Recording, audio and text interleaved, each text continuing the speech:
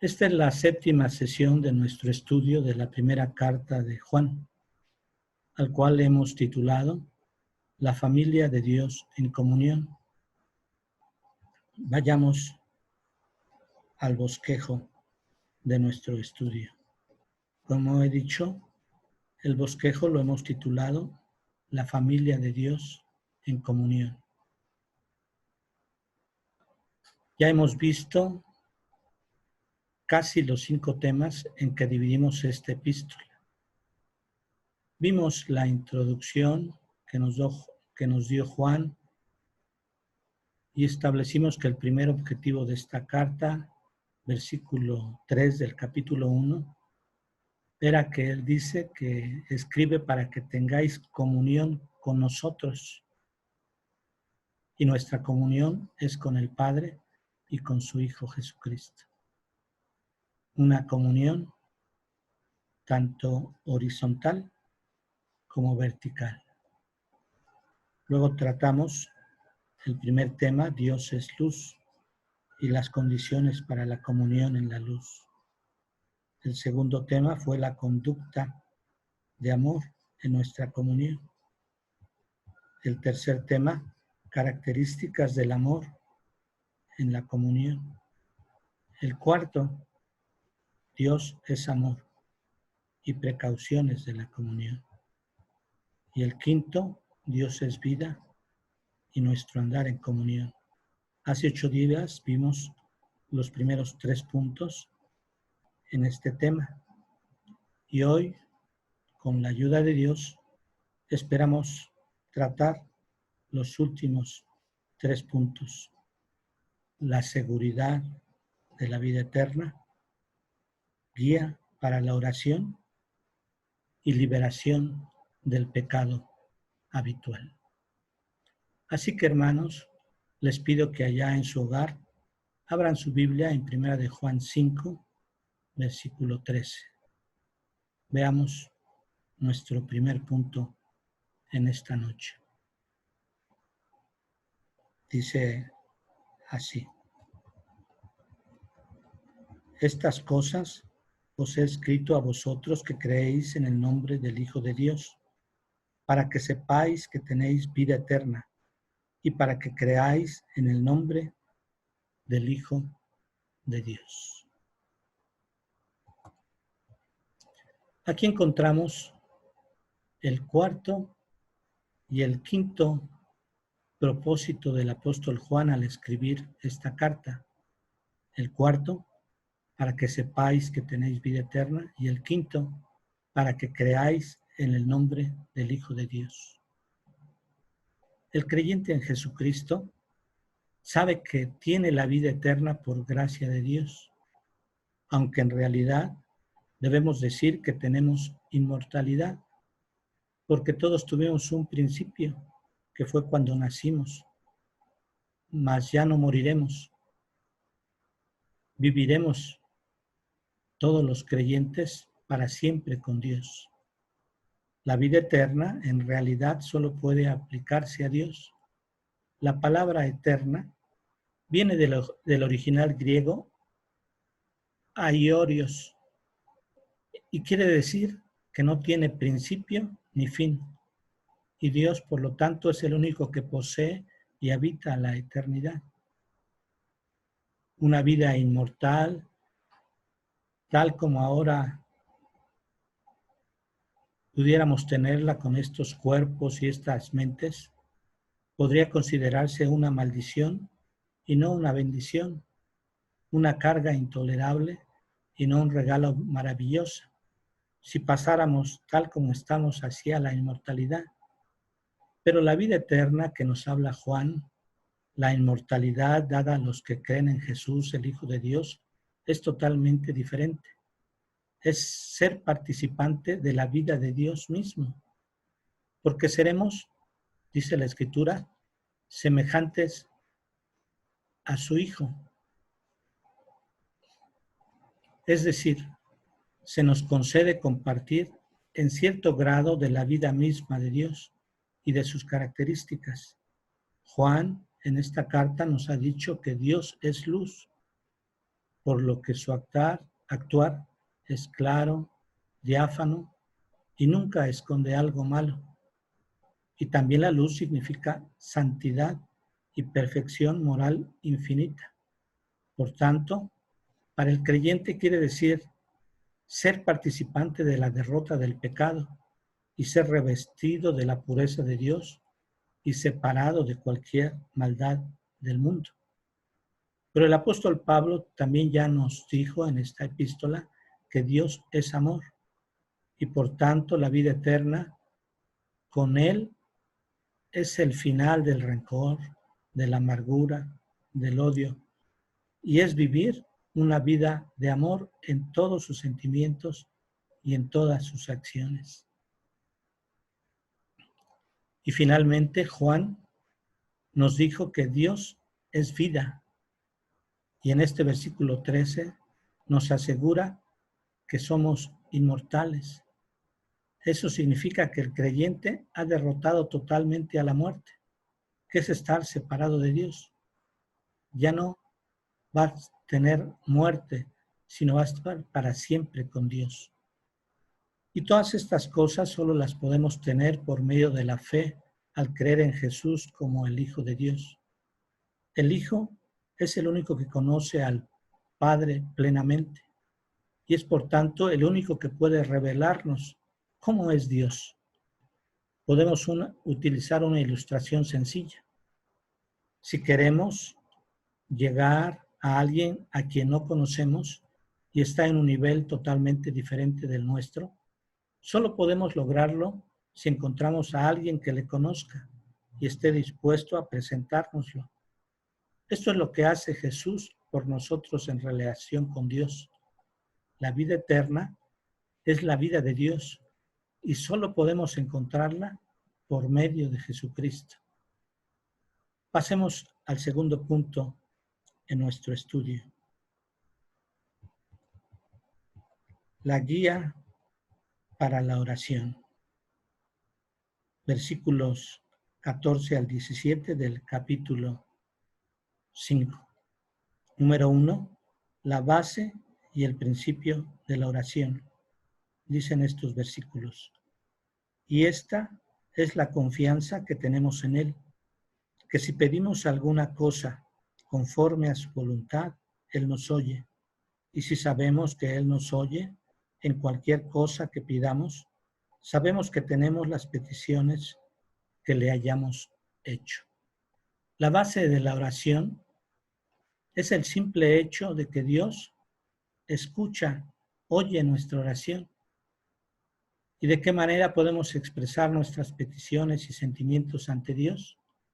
Ahí dice, y la palabra que Juan usa en griego y luego fue traducida confianza en español, es parresía. En su origen, parresía quería decir libertad de palabra. Así es que con Dios tenemos total libertad para hablar. Él está más que dispuesto a oír lo que nosotros queremos orar. No tenemos que vencer ninguna dificultad, no tenemos que inducirle a prestarnos atención. Él está esperando que nos dirijamos a Él. Pero no solamente tenemos la base de la oración, también tenemos el principio de la oración. El principio de la oración es que para que sea contestada esta, debe ser conforme a su voluntad. 3 veces el apóstol Juan establece en sus escritos cómo es el orar de acuerdo a su voluntad. En primer lugar, dice que la obediencia es una condición de la oración. Podemos pedir todo aquello que esté de acuerdo a su palabra. Y ya lo hemos visto en esta carta primera de Juan.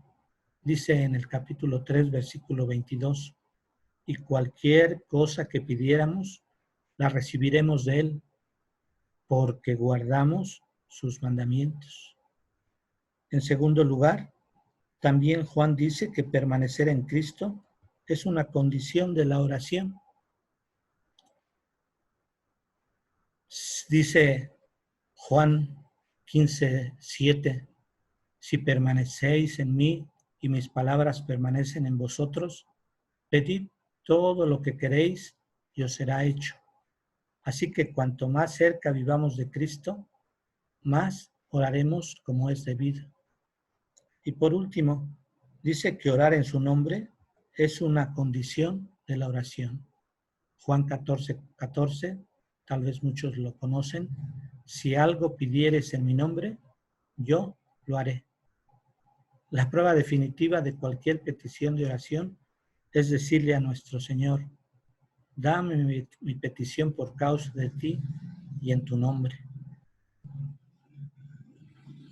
Así que la oración, hemos visto, debe ser conforme a la voluntad de Dios. Recordemos que Jesús, al enseñar a sus discípulos a orar, dijo, hágase tu voluntad y no cámbiese tu voluntad. Incluso Jesús mismo en el huerto de Getsemaní, ¿recuerdan cómo oró? Pero no sea como yo quiero, sino como tú. Hágase tu voluntad. Mateo 26. Así que aquí tenemos algo en que podemos reflexionar. Somos propensos a creer que la oración es pedir a Dios lo que queramos, cuando la verdadera oración es pedir a Dios lo que Él quiera. La oración no solo es hablarle a Dios, sino también escucharle. Pasemos a la segunda enseñanza de la guía para la oración, orando en intercesión por el hermano que peca. Veamos los versículos 15 al 17. Si alguno viere a su hermano cometer pecado que no sea de muerte, pedirá y Dios le dará vida. Esto es para los que cometen pecado que no sea de muerte. Hay pecado de muerte, por el cual yo no digo que se pida. Toda injusticia es pecado, pero hay pecado no de muerte. Juan ya nos habló acerca del privilegio de la oración personal en el punto número 1, pero ahora pasa a la oración por el hermano que necesita que se ore por él. Nuestra oración no debe ser egoísta, no debe concentrarse exclusivamente en nuestros problemas y en nuestras necesidades. El Nuevo Testamento nos habla de la oración de intercesión. Pablo pide que oren por él. El autor de Hebreos también dice, oren por nosotros. Santiago dice que si alguien está enfermo, debe llamar a los ancianos para que oren por él. Así que el cristiano tiene el privilegio de interceder por los hermanos. Pero hay 3 cosas que debemos decir sobre esta intercesión. La primera, sin duda alguna, debemos orar por la salud de los enfermos y también, naturalmente, por la salud espiritual de nuestros hermanos. Tal vez es lo mejor que podamos hacer por el hermano que se descarría o que está en algún peligro de naufragar en su vida espiritual. La segunda cosa es que una vez hecha nuestra intercesión, no va a terminar allí nuestra responsabilidad, porque si deseamos que nuestra oración se haga realidad, nuestra petición, el siguiente deber será hablar con la persona. No debemos conformarnos con hablarle a Dios acerca de ella, sino hablar con el hermano acerca de sí mismo. Dios muchas veces necesita un canal por el cual pueda fluir su gracia. Y en tercer lugar, aunque ya hemos hablado de la base y el principio de la oración, que Dios está atento a nuestra oración y debemos orar conforme a su voluntad, aquí encontramos una posible limitante a la oración. Puede ser que Dios quisiera contestar nuestra oración y que oremos de acuerdo a su voluntad, pero la intercesión puede ser frustrada por la persona misma por la que oramos. Si oramos por un enfermo que desobedece las indicaciones de su médico, la oración se frustrará. Puede que Dios impulse, insista, advierta, ofrezca la salida, pero Dios no puede violar la libertad de acción que Él mismo nos ha dado a todos. La insensatez de una persona puede cancelar la gracia de Dios. Veamos también el problema del pecado. Juan nos habla del pecado de muerte en estos versículos. En el original griego, las palabras son pros thanaton, cuya traducción en el original griego es el pecado que va hacia la muerte, o el pecado cuyo fin es la muerte, o el pecado que si se continúa en él debe acabar en la muerte. Lo terrible de este pecado no es tanto lo que es en sí mismo, hermanos, sino dónde termina si uno persiste en él. Hay dos clases de pecadores. Está la persona que se puede decir peca contra su voluntad. Peca porque es arrastrada por la pasión o el deseo que en un momento fueron demasiado fuertes para él. Y por otro lado está la persona que peca deliberadamente siguiendo a propósito su propio camino y plenamente consciente de que está en un error. Estas dos personas, sin embargo, fueron iguales en un principio. Pero el creyente, salvo por su fe en Jesucristo, tiene la bendición de lo que yo llamo un sistema automático de alarma contra el pecado. ¿Saben cuál es? Es el Espíritu Santo, el que alerta al cristiano a apartarse del pecado.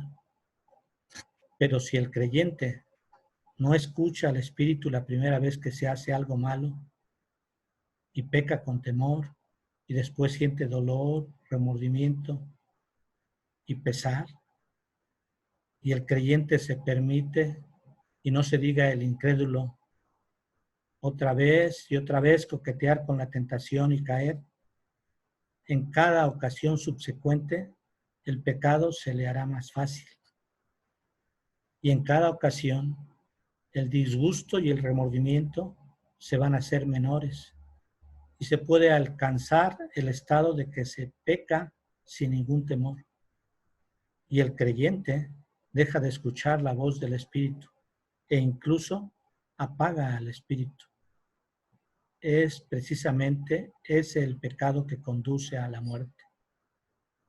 Así que mientras la persona que peca en lo más íntimo de su corazón aborrezca el pecado y se dé cuenta de que está pecando, no está demasiado lejos del arrepentimiento y por lo tanto no está fuera del perdón. Pero una vez que empieza a complacerse en el pecado y lo considera un curso de acción en su vida, va en camino de muerte, porque entonces ya no va a considerar la idea del arrepentimiento. Así es que el pecado de muerte es el estado de la persona que ha escuchado el pecado y se ha negado a escuchar totalmente a Dios tan a menudo que ama su pecado y lo considera lo más normal y agradable de este mundo. Pero vayamos al tercer punto de nuestro bosquejo, la liberación del pecado habitual. Versículos 18 al 21. Finalmente, Juan escribe al final de su carta una afirmación de la triple certeza cristiana. Recordemos que ya en toda su carta ha mencionado como por 30 veces la palabra sabemos o conocemos, porque quiere desechar de raíz las suposiciones de los gnósticos, a las cuales en este pasaje da un golpe definitivo. Observemos los versículos 18 al 20 del capítulo 5 que estamos estudiando.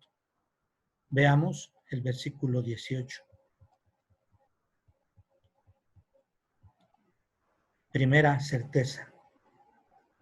Sabemos que todo aquel que ha nacido de Dios no practica el pecado, pues aquel que fue engendrado por Dios le guarda y el maligno no le toca.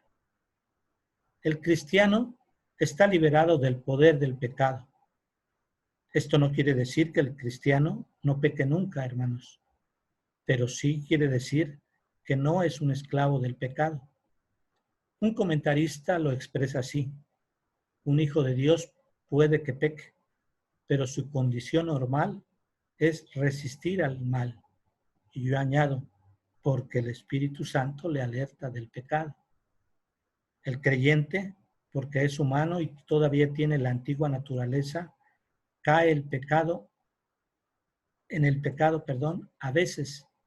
Tal vez perderá una batalla, pero nunca perderá la guerra. La razón de que el cristiano sea invencible no está en él. Vayamos a la segunda parte del pasaje que dice el por qué. Dice, aquel que fue engendrado por Dios le guarda. ¿Quién fue engendrado por Dios? Jesús. Es decir, Jesús le guarda. Así es que el cristiano tiene un enemigo activo, pero también tiene un guardián vigilante. Un creyente no es el que nunca tiene una caída, sino es aquel que cada vez que cae se levanta y prosigue su camino hacia el cielo. Veamos el versículo 18, la segunda certeza.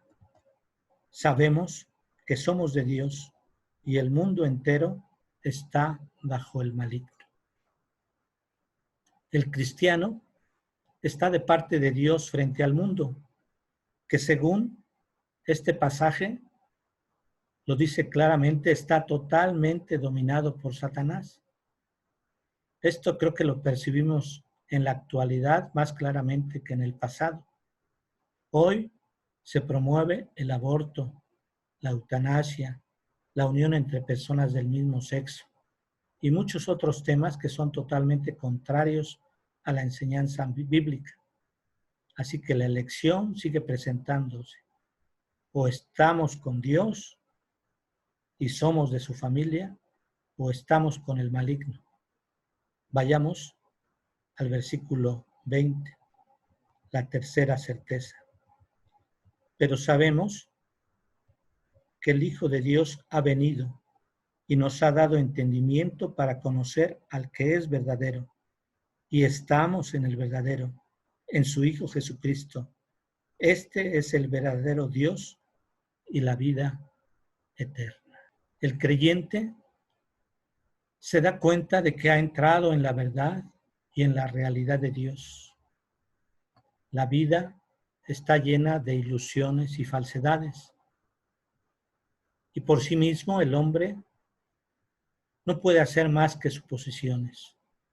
Pero en Cristo tenemos acceso a la verdad y a la realidad. ¿Quién soy yo? ¿Qué propósito tengo en la vida? ¿Quién es Dios? ¿De dónde vengo? ¿A dónde voy? ¿Dónde está la verdad? ¿Cuál es mi deber? Estas son algunas de las preguntas que solo pueden ser contestadas a través de la verdad de Cristo y nunca con suposiciones humanas. Por eso, el apóstol escribió en su evangelio una petición de Jesús al Padre cerca de su pasión y muerte. Juan 17:3 dice, y esta es la vida eterna, que te conozcan a ti, el único Dios verdadero, y a Jesucristo, a quien has enviado.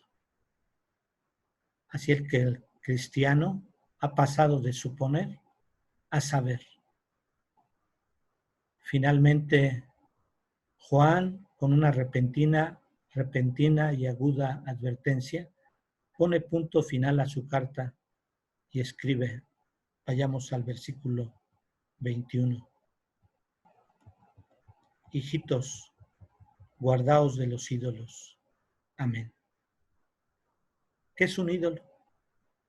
Ídolo es cualquier cosa de este mundo que se trata como si fuera Dios, o cualquier cosa que ocupa el lugar que le es debido a Dios. Pero es probable que Juan quisiera decir algo más concreto. La tradición nos dice que escribió su carta en Éfeso y probablemente estaría pensando en las condiciones de esta ciudad. No había otra ciudad en el mundo antiguo que tuviera tantas historias de dioses paganos. Además, en Éfeso estaba el magnífico y gran templo de Diana, una de las maravillas del mundo antiguo. El templo era el centro de ritos inmorales. Los sacerdotes eran eunucos, porque la diosa Diana no podía soportar a ningún hombre cerca. Dicen que era tan lasciva que era peligroso a los varones acercarse a ella. El templo también tenía el derecho de asilo. Cualquier criminal que llegaba allí estaba a salvo. El resultado era que el templo estaba lleno de criminales. Así que Éfeso era la ciudad de la astrología, la brujería, los encantamientos, los exorcismos y todas las falsedades mágicas. No sería nada fácil a un cristiano guardarse de los ídolos en una ciudad así, pero Juan demanda que se cumpla, que se guarden de los ídolos. El creyente entonces no debe perderse en la ilusión de religiones paganas y nunca poner un altar en su corazón para que tome el lugar de Dios. Debe guardarse del contagio de las falsas creencias y únicamente lo podrá hacer caminando con Cristo. Así que, hermanos y amigos, ¿qué podemos aprender esta noche del final de nuestro estudio de la primera carta de Juan? Si usted ya es creyente en Jesucristo, no olvide la seguridad que viene en nuestro Señor y tiene en nuestro Señor, especialmente en este tiempo de incertidumbre. Usted sabe que tiene una inmortalidad con Dios porque cree que Jesús pagó su deuda de pecado en la cruz y venció a la muerte al resucitar al tercer día. Dele gracias a Dios por su amor y su misericordia. Y si usted, amigo, no ha hecho esta decisión crucial en su vida, reflexione y dígale a Dios en oración que cree en la obra de su Hijo Jesucristo para tener esta seguridad que ahora no posee. La Biblia tiene una gran promesa. Dice Hechos 16:31, cree en el Señor Jesucristo y serás salvo tú y tu casa. Y también recuerden, hermanos, que tenemos la bendición de poder orar e interceder por otros. Y creo que Dios puso esta enseñanza en el tiempo y en el lugar adecuado en este tiempo de necesidad que tenemos hoy. Recordemos lo que aprendimos. La base de la oración es que Dios escucha nuestras peticiones y el principio es que debemos orar de acuerdo a su voluntad. Oremos siendo obedientes a su palabra, permaneciendo en Él y en el nombre de Jesús. Y finalmente, creo que Dios permite aún estas acciones para que hagamos una reflexión como creyentes en Él, valorando todo lo que Dios nos da. Nos da la certeza de que estamos liberados del pecado, la certeza de que somos de Dios y la certeza de que conocemos al único Dios verdadero. Dios les bendiga en sus hogares.